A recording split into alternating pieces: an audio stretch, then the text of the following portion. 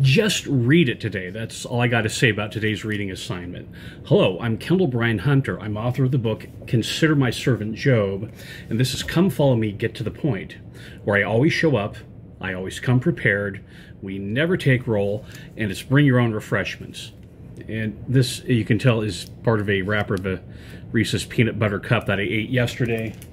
That's right, I throw it over my shoulder.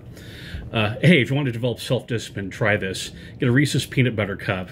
So you get two in there, eat half of one, set it aside. The next day, eat the rest of the half the other one, and then eat just half by half. That'll really develop self-discipline in your life, the type of control that you really want to have and probably need in this time of life. So before I begin with today's thing, I want to remind you that we're coming up on the book of Job, and I happen to have written a book about it. So it'll be 1st of August is when we'll be reading it. So get it now and approach the book of Job with confidence.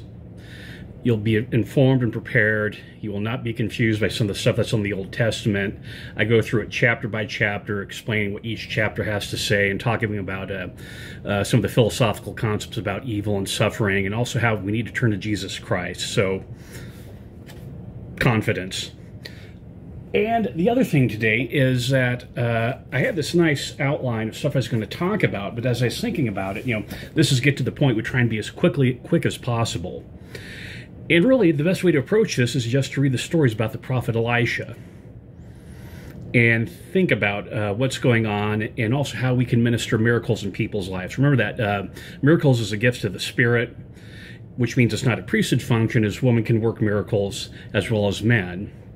Another thing I have done is I've put the link to, what do you call that? The gospel topics, and that's probably the second best way to do that, because the issue of miracles comes up in age nowadays. This is a copy of The Portable Atheist written by Christopher Hitchens, one of the so-called Four Horsemen.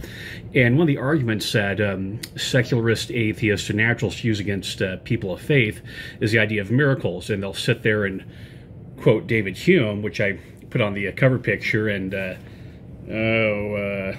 can I find it? There it is right there. This is on the Portable Atheist, page 32. You can read about David Hume's arguments against miracles. Essentially how the argument goes is, if miracles are a violation of the laws of nature, and